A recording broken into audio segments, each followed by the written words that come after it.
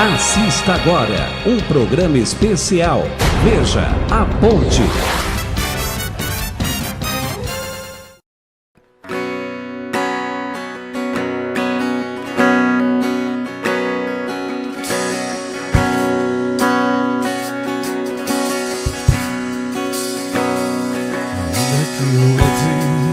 Pelo vale das sombras da morte, o teu amor lança fora o medo. Haverá fim aos problemas, mas até esse dia viverei sabendo que estás aqui. Eu não temerei o mal, pois o meu Deus comigo estás. E se o meu Deus comigo estás, a quem eu temerei, a quem eu temerei.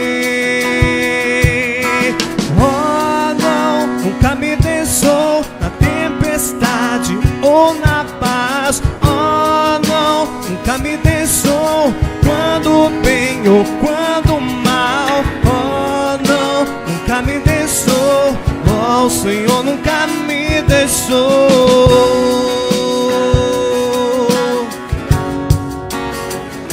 Eu posso ver a luz que está vindo ao coração que espera, incomparável, gloriosa luz.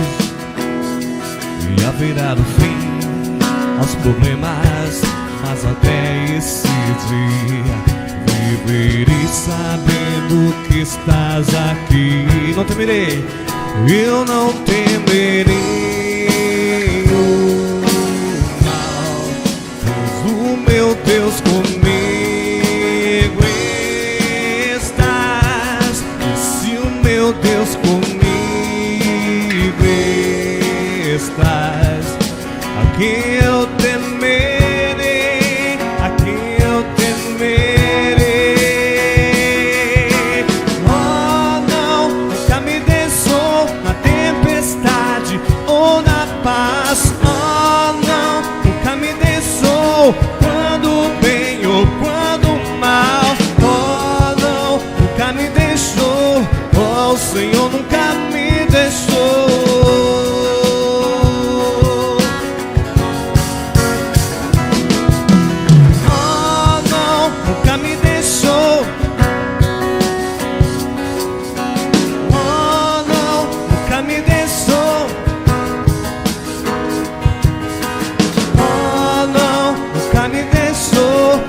O Senhor nunca me deixou. Posso ver a luz? Eu posso ver a luz que está vindo ao coração que espera. E haverá no fim aos problemas, mas até esse dia te louvarei, te louvarei.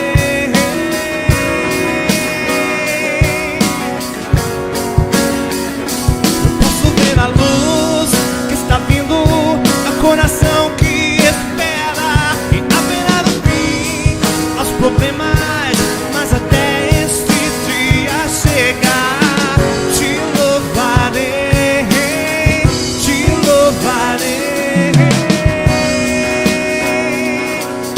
Quem sabe declara. Oh não,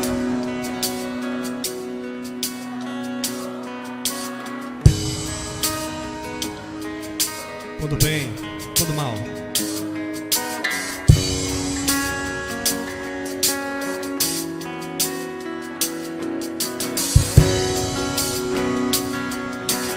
Oh, o Senhor nunca me deixou. Oh, o Senhor nunca me deixou.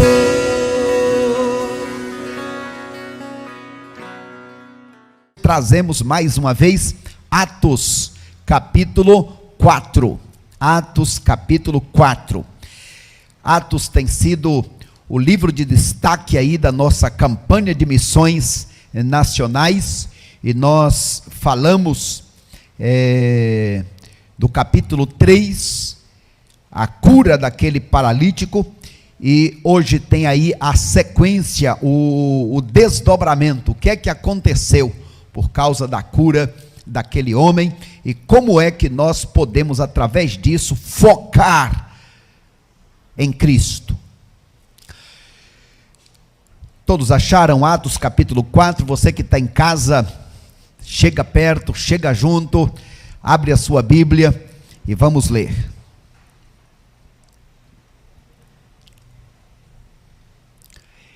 Estando eles ainda falando, chegaram os sacerdotes, o capitão da guarda do templo e os saduceus.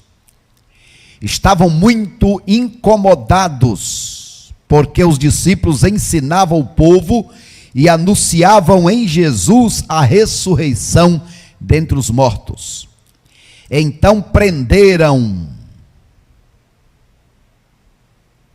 os discípulos e os colocaram na prisão até o dia seguinte. Prenderam.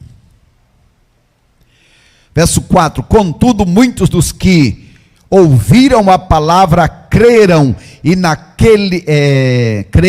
e o número dos homens que creram aumentou para quase 5.000. No dia seguinte, reuniram-se em Jerusalém as autoridades, os líderes religiosos e os escribas, e também o sumo sacerdote Anás, Caifás, João, Alexandre e todos os parentes do sumo sacerdote. E colocando os discípulos diante de si, perguntaram-lhes: com que poder ou em nome de quem fizestes isso? Isso é, curaste a este paralítico? Então Pedro, cheio do Espírito Santo, lhes disse: a autoridade do povo e vós, líderes religiosos, se hoje somos questionados acerca do benefício feito a um doente pelo modo como foi curado, seja do conhecimento de todos vós e de todo o povo de Israel, que em nome de Jesus Cristo Nazareno, aquele a quem crucificastes e a quem Deus ressuscitou dentre os mortos, sim, por meio desse nome, este homem está aqui com boa saúde diante de vós. Este Jesus é a pedra rejeitada por vós, os construtores, a qual foi colocada como pedra angular. E não há salvação em nenhum outro nome, porque também debaixo do céu nenhum outro nome há dado entre os homens, pelo qual possamos ser salvos. Que Deus aplique esta maravilhosa palavra em nossos corações. É uma história empolgante. Veja o que Deus faz usando as circunstâncias, e nós, os servos de Deus, aproveitando as oportunidades. Obrigado, Deus querido, Senhor das nossas vidas, pela tua palavra tão maravilhosa. Obrigado, Deus, porque assim como o Senhor usou circunstâncias, acontecimentos, que para o Senhor nunca é coincidência, para o Senhor sempre é cristocidência. O Senhor sempre tem um propósito. Ó Deus, nos ajuda a aproveitarmos as oportunidades. Nos ajuda, ó Deus, a independente do que seja, nunca a glória para nós. Que sempre estejamos focando, apontando para o Senhor, o Deus maravilhoso das nossas vidas. Obrigado, Pai, porque podemos mais uma vez relembrar os ensinos maravilhosos da tua palavra.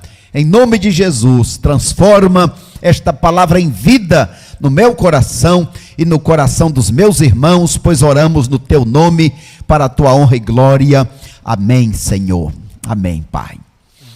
Muito bem, meus irmãos, então nós temos aqui a continuação daquele milagre que aconteceu no capítulo 3. Os irmãos sabem que o capítulo 3 é o primeiro capítulo depois da vinda do Espírito Santo. Quando o Espírito Santo veio, Paulo pregou o primeiro sermão, e naquele primeiro sermão, 3.000 pessoas se converteram. Agora no capítulo 2, né? O primeiro grande sermão, e 3.000 pessoas se converteram. Mas agora no capítulo 3, houve aquele milagre, e o desdobramento, a consequência, vocês podem ver aí no capítulo 4, para quantos discípulos foram? Capítulo 4, verso 4, o número passou agora para quase 5.000. 5.000 homens. Naquele tempo, irmão Diego, as mulheres não eram contadas. Então, se contarmos aqui, quantos homens temos? Aliás, hoje o negócio está aqui bem equilibrado. Mas, no geral, em qualquer reunião, se tem aí pelo menos 2, 3, 4 vezes o número de mulheres. E não era diferente naquele tempo, país de guerra, muitas mortes e muitas viúvas. Então não eram contadas as crianças, não eram contadas as mulheres, não eram contados os que tinham mais de 65 anos. Eram contados homens em idade de guerra. Então diz aqui que a igreja agora chegou ao patamar de 5.000 membros. Não é que teve 5.000 aqui, completou, já tinha 3, agora chegando a praticamente 5.000. Irmãos, aconteceu um milagre, a cura de um paralítico de nascença. O homem já tinha quantos anos? 40 anos, capítulo 4, verso 22, diz que o homem tinha 40 anos, que todo dia era colocado na porta do templo. Eu imagino, meus irmãos, que aquele não era o único paralítico colocado naquela porta. Domingo a gente viu um filme aqui, inclusive mostrando outros paralíticos, com certeza, assim como no tanque de Betesda, tinha muitos outros, mas eu gosto de pensar naquela. Tinha uma multidão de pessoas, mas tinha uma mulher com fluxo de sangue. Tinha uma multidão de enfermos, mas tinha um homem que Jesus foi até ele. E aqui entre estes paralíticos, que o texto não menciona, mas faz o destaque desse tal, desde a infância colocado ali. Irmãos, o que foi feito por aquele homem, nestes 40 anos que ele era colocado ali? Agora houve uma cura. Irmãos, veja que esta cura mexeu com todo o sistema eclesiástico, todo o sistema político. Olha só, veja aí no capítulo 4, verso 1. Os sacerdotes, quem apareceu de uma hora para outra? Houve a cura, os discípulos estão pregando uma mensagem, o Pedrão aqui pregando uma mensagem firme, direta. E aí, quem é que aparece? Primeiro, os sacerdotes. Os irmãos sabem que, ou devem saber, que existia um grupo, 24 grupos de sacerdotes que se revezavam. Cada horário ficavam 2 destes sacerdotes. Então, primeiro os sacerdotes chegaram ali, também o capitão do templo, a parte policial que ficava para tomar conta ali, a guarda. Quem mais? Os saduceus, que eram aqueles que tinham, vamos dizer, uma influência política, é como se fosse o lado político do grupo dos judeus. Olha o versículo 5, quem é mais que chega para falar, para ver aquele povo? Esses tais chegam e prendem os servos de Deus. Olha, foram presos. Por quê? Foram presos porque fizeram uma cura. Não tiveram a desculpa que era sábado. Não era sábado. Era 3 horas da tarde, na hora da oração, os discípulos viram um paralítico, mais uma vez, já tinha visto 1000 vezes, mas naquele dia foi o dia do milagre. E aí, quem é que se reúne para julgar estes servos de Deus que estavam presos. As autoridades, aqui está se referindo a departamento do governo, autoridade governamental, representantes. Quem mais? Os anciãos. É como se fosse o sinédrio, 70 pessoas que também tinham um pouco de idade, mas que era um sistema ali, como se fosse o Senado hoje. Desculpe, isso, como se fosse o Senado hoje. E além desses, quem estava mais? Os escribas, isto é, os professores da lei, os advogados. Quem mais estava ali? O sinédrio. De forma, irmãos, que foi constituída ali de uma hora para outra um grande volume de pessoas. Quem mais estava presente? Versículo 6, vieram também Anás, o sumo sacerdote. Quem mais? Caifás. Também ali um outro João, não o apóstolo, mas um João dentre a família dos sacerdotes. Então, meus irmãos, estava ali uma verdadeira assembleia constituída. E qual era a razão? Qual era o motivo? Vê aí, irmão Carlos, no versículo 2, qual era o motivo? Por que se juntou esse povo todo? Qual foi o crime desses camaradas?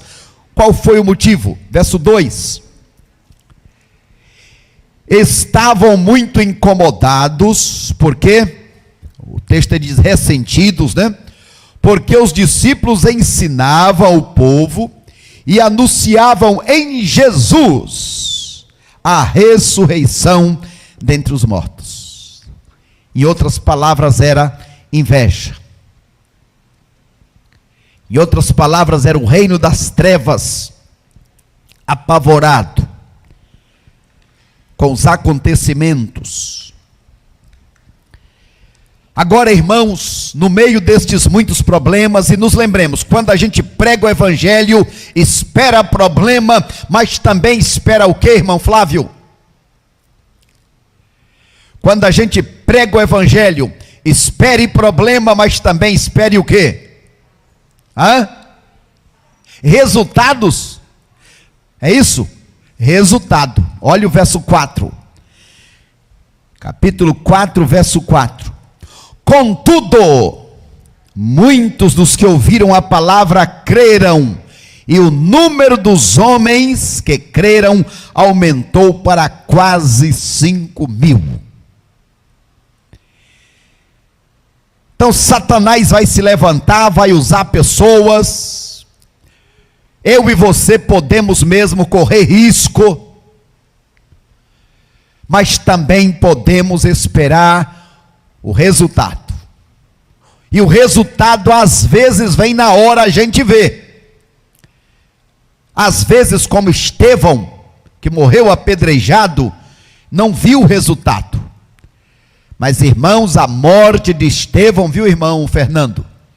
A morte de Estevão foi uma semente para a salvação do apóstolo Paulo, que se transformou em muitas e muitas e muitas árvores, verdadeiras florestas ao redor do mundo.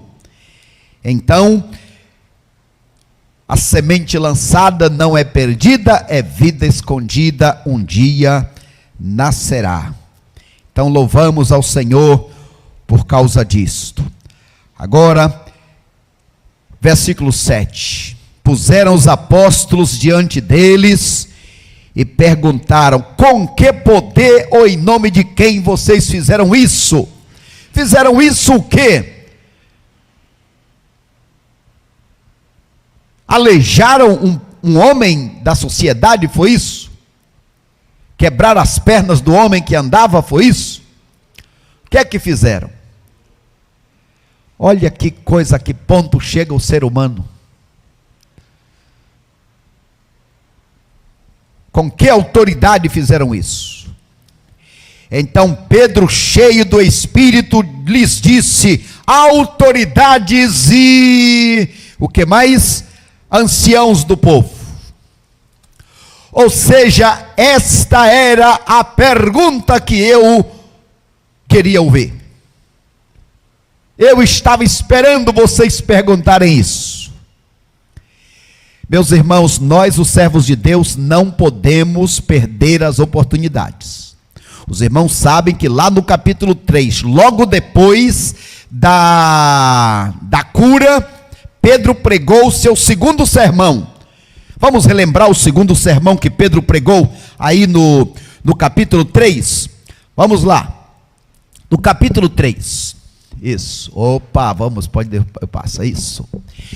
Então, no capítulo 3, Paulo prega o primeiro sermão.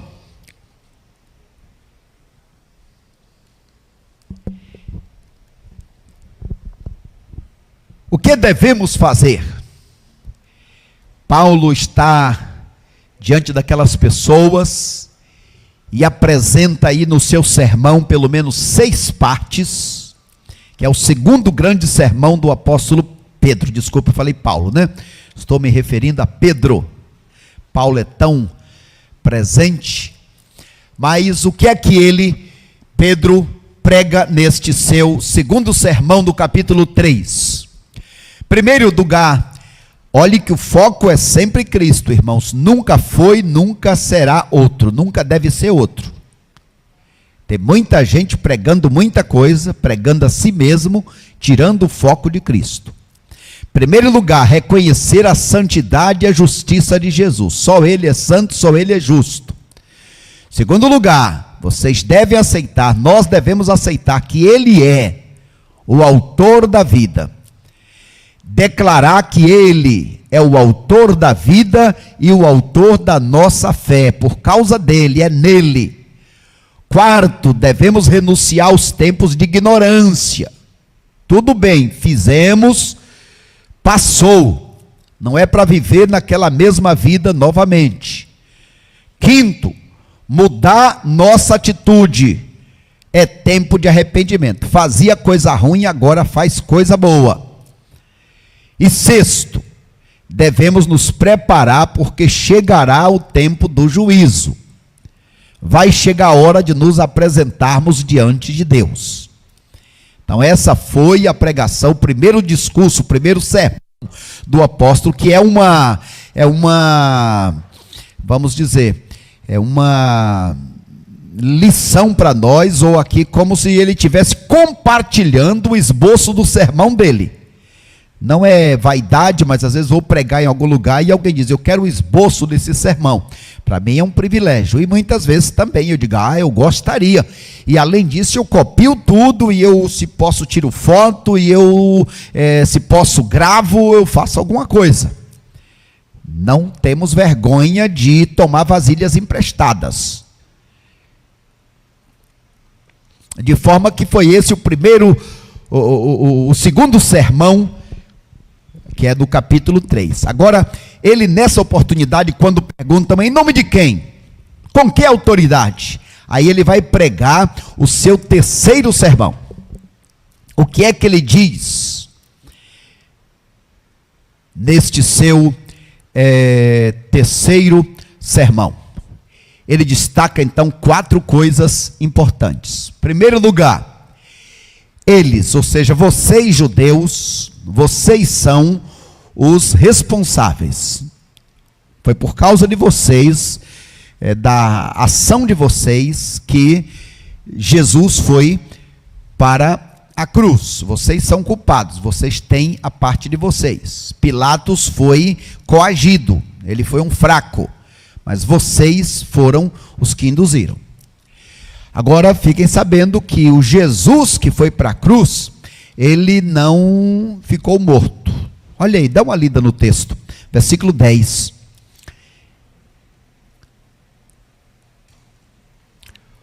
Seja do conhecimento de todos vós, de todo o povo de Israel, que em nome de Jesus Cristo Nazareno, aquele a quem vós crucificastes, estes Deus ressuscitou, e é por meio deste nome que este homem está com saúde entre vós. Veja só, o propósito de Deus foi estabelecido apesar da oposição de vocês. Então isso que ele está dizendo aí nesse versículo 11, ele está repetindo, está usando as palavras lá do Salmo. Olha que coisa, na pregação, usando ali do Salmo 118, verso 22, olha o verso 11. Este Jesus é a pedra rejeitada por vós, os construtores, ele foi colocado como a pedra de esquina. Então, queridos irmãos, veja como o nosso Deus Todo-Poderoso, ele usa as nossas vidas para nós pregarmos a sua palavra. E em quarto lugar, ele vai dizer, Jesus Cristo, ele é o único meio de salvação. Ele não é apenas a pedra da construção, mas ele é também o edifício inteiro. Ele é a nossa única esperança. Irmãos, esse versículo, Atos 4,12, foi um dos primeiros versículos que eu decorei. Cada crente deveria decorar este versículo. Por quê? Porque primeiro quem está dizendo isso é Pedro. Este Pedro a quem dizem que foi papa. É mentira. Este Pedro está dizendo o seguinte, olha, em nenhum outro nome. Pense em qualquer um, qualquer líder religioso. Olha só as expressões nenhum. Porque não há salvação em nenhum outro. Porque debaixo do céu não há nenhum outro nome entre os homens. Ou seja, a esperança de salvação no passado era Cristo. A esperança de salvação no presente é Cristo. E a esperança de salvação no futuro é Cristo. Em nenhum outro nome há salvação, porque nenhum outro nome há dado entre os homens, pelo qual possamos ser salvos. Ele é a nossa esperança. Agora, irmãos, eles também poderiam dizer, foi mentira, o homem não foi curado coisa nenhuma, foi uma armação. Poderiam fazer isso, irmã Fátima? Gostariam, mas não poderiam, por quê? Porque o homem estava ali, olha o verso 14. E vendo com eles em pé, o homem que havia sido curado, não tinha nada para dizer em contrário. Porque o homem era conhecido desde criança. Todo dia era colocado ali na porta daquele templo. Todo mundo sabia quem era. E o homem passou a ficar junto dos discípulos, que não se afastava deles para nada. O homem agora se converteu mesmo, porque gente que se converte quer andar junto de gente convertida. Quer procurar ali viver aquela comunhão.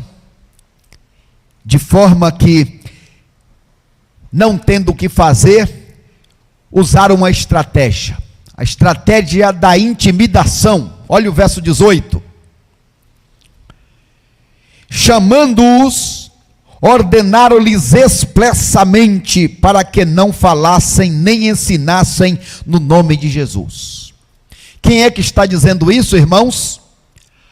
É como se hoje juntasse ali o executivo, o legislativo, né, tanto deputados como os senadores, como se juntasse ali o Supremo Tribunal, toda a liderança estava ali representada, e disseram para ele, olha, vocês estão proibidos, a partir de hoje não podem mais pregar o Evangelho, não podem mais falar de Jesus, da ressurreição de Jesus, e muito menos que fomos nós que matamos.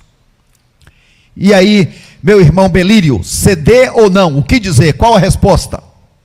A resposta está aí, ó. Verso 19.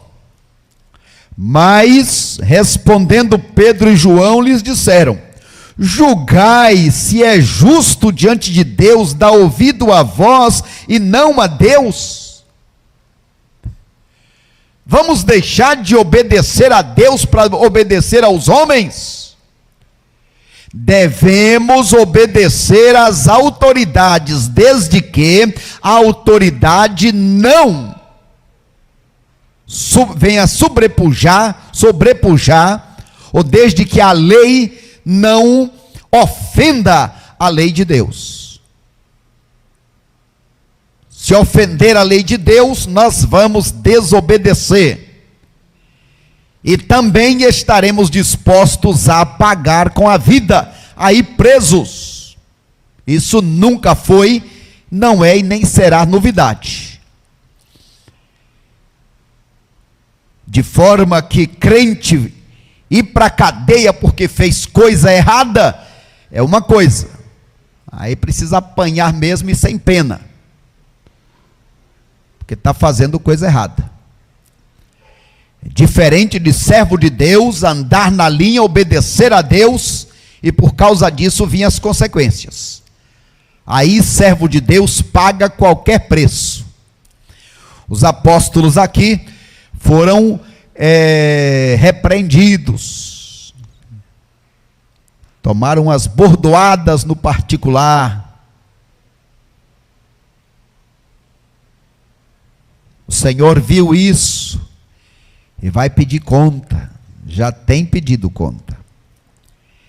Pois não podemos, verso 20, não podemos deixar de falar das coisas que vimos e ouvimos, mas eles os ameaçaram ainda mais, e não achando motivos para castigá-los, ou mantê-los presos, ou matá-los, resolveram soltar por medo do povo, porque todos estavam glorificando a Deus pelo que acontecera. Porque o homem que se operara o milagre tinha mais de 40 anos. E agora, depois de soltos, o que eles fizeram?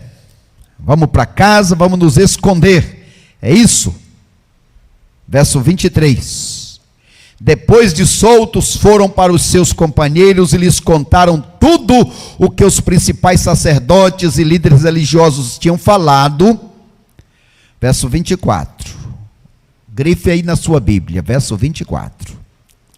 Ao ouvirem isso, todos juntos elevaram a voz, dizendo: Senhor, tu que fizeste os céus e a terra, o mar e tudo que neles há, que pelo Espírito Santo disseste pela boca do nosso pai Davi, o teu servo, porque os gentios se enfureceram e os povos imaginam coisas vãs, os reis da terra se levantaram e as autoridades se aliaram contra o Senhor e contra o seu ungido. Olha, irmãos, neste momento tenso, momento difícil,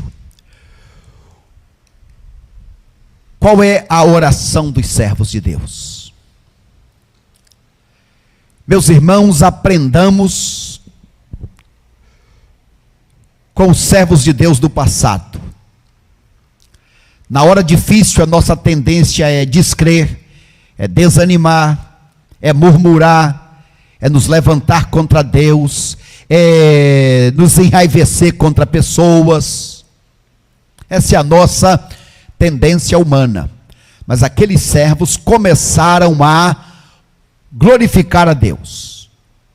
A primeira atitude deles foi glorificar a Deus. Olha aí, 3 formas de exaltação. Primeiro lugar, Senhor, tu és o soberano,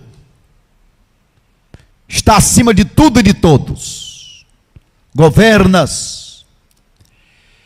Não apenas isso, o Senhor é o Criador, que fizeste o céu, o mar, a terra e que tudo neles há.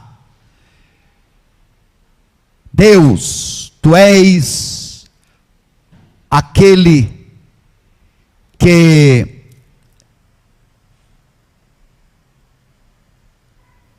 disseste antes de acontecer, aquele que fez a revelação. E aí está dizendo nos dias de Davi, vamos pensar aí em 1000 anos antes, 500 anos antes, o Senhor usou o teu servo Davi para dizer o que era que iria acontecer, que estes tais se levantariam contra nós. Então nós queremos te glorificar. Primeira atitude do servo de Deus. É fácil fazer isso? Irmãos Sérgios, né? Aqui e lá, último. É fácil fazer isso? Não. Não é fácil. Tendência humana é isso mesmo, murmurar, reclamar, perder a fé, desanimar, é isso. Agora temos o conselho de Deus, o que é que vai fazer? Olha para Deus. Segundo lugar, eles pediram, agora só que eles pediram, irmãos, coisas diferentes do que nós pedimos geralmente. Característica de uma igreja, de um crente marcado pela esperança. Primeiro, glorifica a Deus. Segundo, pede. Pede o quê? O que é que eles pedem? Irmã Núbia? O que é que eles pediram? Eles pediram 3 coisas. Primeira coisa, para que Deus olhasse para as ameaças. Deus, toma isso em tuas mãos. Estamos falando das autoridades principais constituídas. Nós, seres humanos, não podemos contra eles. Eles é quem tem a lei nas mãos, então eles estão fazendo isso. Toma esta causa em tuas mãos. Segundo pedido, Deus nos capacita. Deus nos dá condição, primeiro para suportar, mas também para aproveitar esta oportunidade. Nos enche, Senhor, do teu poder. Olha o verso 29. Agora, pois, Senhor, olha para as suas ameaças e concede aos teus servos que falem com toda ousadia e coragem. É isso que eles queriam. Queremos que o Senhor nos capacite para pregar a tua palavra, para dizer exatamente o que nós precisamos dizer. Esse foi o segundo pedido. Quer dizer, eles em nenhum momento estão pedindo por si mesmos. Fica tranquilo que Deus cuida, Ele cuida dos passarinhos. E o terceiro pedido, Senhor, entra no meio. Senhor, vem participar conosco. Faz mais outros milagres deste, Senhor. Porque esse negócio aí deu uma reviravolta e moveu aí autoridades de tudo quanto foi lado. Todo mundo cancelou as agendas e vieram. Todos ouviram a palavra e além disso, Senhor, mais de 2.000, quase 2.000 pessoas se converteram aqui. Então estes foram os pedidos destes servos de Deus. Agora aqui é a igreja reunida. É quando os discípulos voltaram, contaram para eles, e agora foi a hora da oração. Então, temos aqui um grande e maravilhoso momento em que estes servos de Deus estão clamando. Então, o que é que uma igreja de Cristo, uma igreja que tem esperança, um crente que tem esperança deve fazer numa hora como essa? Aí, 3 coisas. Capítulo 4, verso 31. 3 coisas. Primeiro lugar, ora. Tendo eles orado, tremeu o lugar onde estavam reunidos. Já viram uma oração dessa? É que o povo de Deus se derrama. Muitas vezes Deus permite situações para que nós oremos de uma forma mais intensa. Segundo lugar, eles buscaram ali a plenitude do Espírito. Veja só, o batismo do Espírito Santo aconteceu quando a igreja foi inaugurada no capítulo 2 de Atos. Agora, o ser cheio, a plenitude do Espírito deve acontecer na vida do crente a cada dia. O crente deve buscar se encher a cada dia. E buscar a se encher tem a ver com sair do controle. Tem a ver com menos eu e mais Cristo. Menos carne e mais atitudes que se pareçam com o Senhor. Então aqui não se trata de um batismo, o batismo é único na vida daquele que se entregou para Cristo. Agora, o ser cheio, o viver a plenitude do Espírito, por isso que a Bíblia diz, enchei-vos, está no contínuo, deve ser a cada dia. E o servo de Deus não deve se contentar com menos.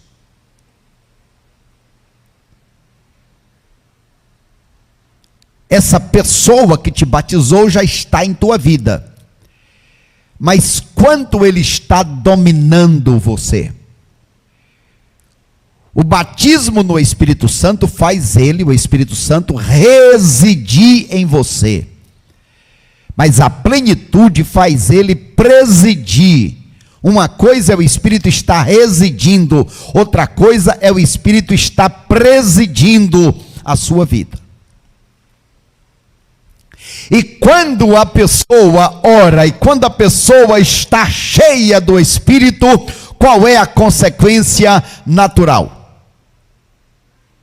O que é que vai acontecer? Hein, irmão Valdir? O que é que vai acontecer? A pessoa vai proclamar a palavra. Dá uma olhada aí nesse capítulo 4, verso 31. E quando terminaram de orar, o lugar em que estavam reunidos tremeu. Todos ficaram cheios do Espírito Santo e passaram a anunciar a palavra de Deus com coragem, com ousadia, com intrepidez. Eles pediram e agora Deus já está fazendo acontecer. Meus amados irmãos, de vez em quando vem em nós uma desesperança. Que a gente pede alguma coisa e não recebe. Quando eu preguei aqui em dezembro de 2021, dezembro de 2020, dezembro de 2020, eu coloquei algumas coisas que eu estava esperando para 2021. Eu disse, o que você espera? E eu disse, curas em algumas áreas da minha saúde. Espero um milagre para fazer um pagamento além da minha possibilidade no dia 5 de fevereiro próximo, que já passou. Espero pregar 7 mensagens no Apocalipse. Espero publicar 3 livros que estão escritos e faltam ser publicados. Espero poder completar 50 anos de ministério, faltam 15, naquele dia eu disse. A irmã Rita espera receber uma netinha. E aí, daquilo de dezembro até agora setembro, o que já aconteceu e o que ainda não aconteceu? Curas para algumas áreas da saúde, ainda estou esperando. Pagamento milagroso no dia 5 de fevereiro, Deus fez acontecer. As mensagens do Apocalipse foram pregadas, os livros ainda não foram escritos. Completar os 50, faltavam 15, agora só 14. Irmã Rita recebeu uma netinha, chegou e já tem 6 meses. A vida é assim, coisas que estamos esperando, que às vezes acontecem, outras não. Queridos irmãos, quando a gente olha para a Bíblia, a palavra de Deus, por exemplo, Adão, o que Deus mandou ele esperar? Um dia nascerá aquele que esmagará a cabeça da serpente. Chegou, nasceu Jesus. Para Moisés, Deus disse, depois de ti nascerá um varão. O varão, Jesus, nasceu. Para Daniel, Deus disse, depois destes reis da terra, virá aquele que esmiuçará todos os reinos. Isso ainda aguardamos. João chorava porque ninguém digno para abrir o livro. De forma, irmãos, que sempre os servos de Deus, e nós todos estamos nesta terra, devemos sempre focar em Cristo. Ele é tudo em todos. Tudo que a Bíblia apontava para Cristo. Ele era o Cordeiro, o santuário era símbolo dele, a arca, os cordeiros, o sangue, o sábado. Ele veio, realizou o seu ministério aqui na terra. Eu pergunto, onde estava Cristo quando tudo foi criado? Hebreus capítulo 1 diz que ele estava lá, criando também. E perguntamos, onde estava Cristo quando o homem pecou? Gênesis 3,15, ele foi prometido. E quando tudo passar, assim como passou os impérios egípcio, babilônico, persa, grego, romano, passou tudo. E diz a Bíblia que ele voltará, virá para buscar os seus servos. Queridos irmãos, quando a história fechar as suas cortinas, as nações serão julgadas, o anticristo será lançado no lago de fogo, o diabo e os seus seguidores serão lançados no lago de fogo. E onde estará Cristo? Cristo continuará sendo pelos séculos dos séculos. Ele continuará sendo o Rei dos reis, o Senhor dos senhores. Por isso é que a palavra de Deus diz, e eu peço que repitam comigo esse texto, vamos juntos, Hebreus 10, 23, todos juntos. Retenhamos firmes a confiança da nossa esperança, porque fiel é o que prometeu. Deus prometeu que Cristo viria e ele veio, que estaria conosco e ele está. A Bíblia promete que brevemente Jesus virá para buscar a sua igreja e ele virá de fato. Lamentavelmente, muitos estão perdendo a esperança. É verdade que tem igrejas que abusam da boa fé das pessoas, muitas que rejeitam a cruz de Cristo, que buscam uma espiritualidade individualista. Sabemos disso tudo. Sabemos do consumismo da fé. Mas nós, servos de Deus, precisamos estar firmes em Cristo. O que é que a Bíblia diz que nós devemos fazer? Hebreus 10, 22. Devemos nos aproximar de Cristo, de Deus, de Jesus, da igreja.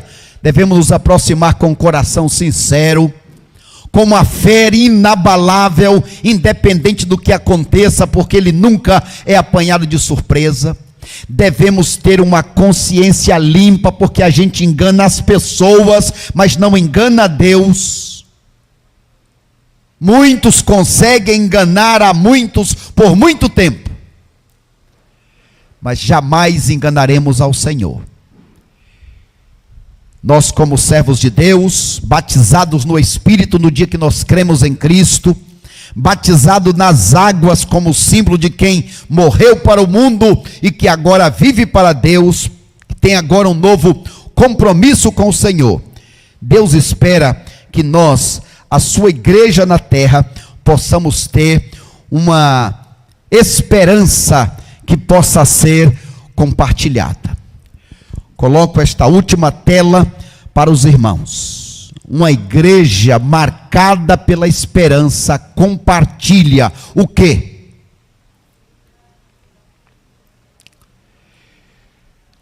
Capítulo 4, verso 32. Vamos ler este verso. A multidão dos que criam estava reunida, unida de coração e de propósito. Ninguém afirmava ser sua coisa alguma que possuísse, mas tudo era compartilhado com todos. Com grande poder, os apóstolos davam testemunho da ressurreição do Senhor Jesus Cristo, e em todos havia imensa graça, pois não existia nenhum necessitado entre eles, porque todos os que possuíam terras ou casas, vendendo-as, trazia o valor do que vendia e o depositava aos pés dos apóstolos, e se repartia a qualquer um que tivesse necessidade. Então José, a quem os apóstolos chamavam de Barnabé, que significa filho da consolação, um levita natural de Chipre, possuindo um terreno, vendeu-o e trouxe o dinheiro e colocou aos pés dos apóstolos. Quais eram as marcas desta igreja? Uma igreja que compartilha, em primeiro lugar, um propósito, a unidade. Meus irmãos, existem muitas coisas que nos separam. Sabia que personalidade, maneira de ser, separa? Porque o que para um é fé, para o outro, isso aí é um exaltado. O que para um é otimismo, isso aí é um sonhador. E às vezes a própria personalidade, a maneira de ser, e geralmente os casamentos são feitos assim, né? Com pessoas diferentes. Pessoas diferentes que se completam. Dentro da igreja, pessoas diferentes. Para se completarem. O grande problema é quando todos querem que seja como eu. Então eu quero que você seja como eu, você quer que eu seja como você. Aí a coisa complica. Porque a gente está ofendendo até a Deus, porque foi Deus quem fez assim. Então, aquela igreja era marcada pela unidade. Pessoas diferentes, mas que estavam com um propósito só de glorificar a Deus. Pessoas que estavam procurando ajudar um ao outro com o que tinham. Eu quero aproveitar aqui para dar glórias a Deus, porque eu tenho ouvido tanto testemunho de irmão, pastor, eu estava com uma necessidade tal. O irmão fulano me socorreu. Irmão fulano me arrumou um emprego. Irmão fulano pagou uma dívida que eu tinha. O irmão fulano arrumou uma cesta para mim. Eu estava precisando de um fogão e não sei o que, quer dizer, um problema que antes da gente pensar em socorrer, já apareceu um irmão e socorreu. Ontem tinha marcado uma visita, pastor, fulano de tal vai vir aqui para fazer uma visita. Então essa é uma forma de você glorificar a Deus, de você ajudar o pastor, o ministério, você ajudar a igreja, de você dar testemunho para quem não é da igreja. Eu quero ser dessa igreja, que os irmãos ajudam os irmãos. Uma das minhas tristezas quando eu pedi sobre esse pagamento de fevereiro é que eu não estava podendo agir com generosidade com quem precisava. E é muito ruim você estar ali no limite, está andando na ponta do pé nas águas, hein, Flávio? Quase se afogando. Então precisamos pedir a Deus sabedoria para administrar o nosso dinheiro, para a gente ter e poder socorrer os outros. Por falar em administrar o dinheiro, não cometa a loucura de roubar o que é de Deus. Começa pelo básico do básico. Entrega para Deus. Faz prova dele e segue em frente. Terceiro, Cristo é a esperança de todos. Olha aí, esse verso 33. Com grande poder os apóstolos davam testemunho de quê? Da ressurreição de Jesus Cristo. Pregavam a palavra. Esta era a promessa. A esperança chegou, Jesus está entre nós. E aí, o apóstolo, o escritor aqui, o nosso irmão Lucas, o médico amado, ele termina o capítulo 4 dando um exemplo de generosidade, um exemplo prático. Diz que muitos faziam, mas ele destaca aqui o irmão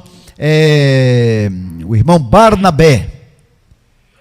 O irmão Barnabé, que toma a iniciativa de vender, entregar. E este irmão Barnabé vai ser um contraste com o capítulo 5, porque lá no capítulo 5 vai falar de Ananias e Safira, que queriam também receber a mesma glória do Barnabé, mas com mentira. E no meio da mentira, Deus não habita, Deus não atua. O pai da mentira é Satanás. O fato é que Barnabé é um exemplo positivo. Ananias e Safira é um exemplo negativo. A pergunta é: a quem eu e você vamos imitar? Encerro nesta noite dizendo para os irmãos: as irmãs de Lázaro tinham esperança de que Jesus chegasse. Jesus chegou ou não? Para elas na hora atrasada, mas para Jesus na hora certa. A esperança da viúva de Naim, viúva que perdeu o filho também, tinha se acabado. Mas Jesus chegou, a esperança foi trazida de volta. Aqueles discípulos de Emaús perderam a esperança. Vamos abandonar, vamos embora. Mas Jesus chegou e eles se animaram e eles puderam continuar a caminhada deles. Que Deus nos ajude na hora da desesperança, nos lembrar para aquele que é a nossa esperança de sempre, Cristo. Amém? Que seja assim, que Deus nos ajude. Vamos ficar de pé, vamos orar. Eu pergunto: tem alguém aqui que está com alguma desesperança, achando que não vai dar certo, que já não tem mais jeito? Olha para Jesus, conta para Ele, porque Ele foi e é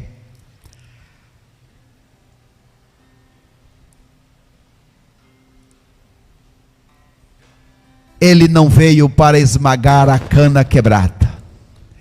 Ele não veio para apagar o morrão que fumeca. Obrigado, Jesus.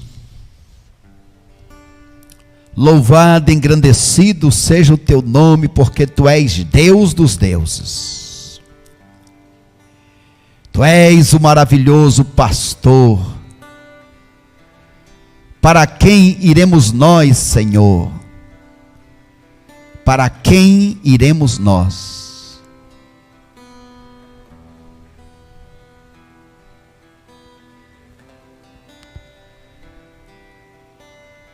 Deus, em nome de Jesus, nesta noite, contempla, Senhor, a cada um dos teus servos e servas. E se tem alguém aqui que já está apagando, alguém que já está achando que não tem mais jeito, oh meu Deus, nesta noite reacende a chama, o propósito, a visão, e mais do que isso, Senhor, entra com a tua maravilhosa providência. Toma em tuas mãos, Pai, seja qual for a causa de cada um dos meus irmãos e irmãs aqui, aonde estiver agora um dos que nos acompanham pelas plataformas digitais, toma os teus servos e servas, aonde estiver, Pai, e também realiza o maravilhoso milagre, em nome de Jesus. Nós te bendizemos para sempre e sempre e sempre, Senhor. Fazemos um trono de exaltação. Meu Deus, consagramos a Ti a nossa cidade. Tem misericórdia, Senhor, dos moradores. Tem compaixão das autoridades constituídas. Toma, Senhor, aqueles que nos visitam constantemente. Senhor, coloca a Tua paz nesta cidade. Nós clamamos no teu nome para a tua honra e glória. Amém, Senhor. Amém, Pai. Veja a ponte.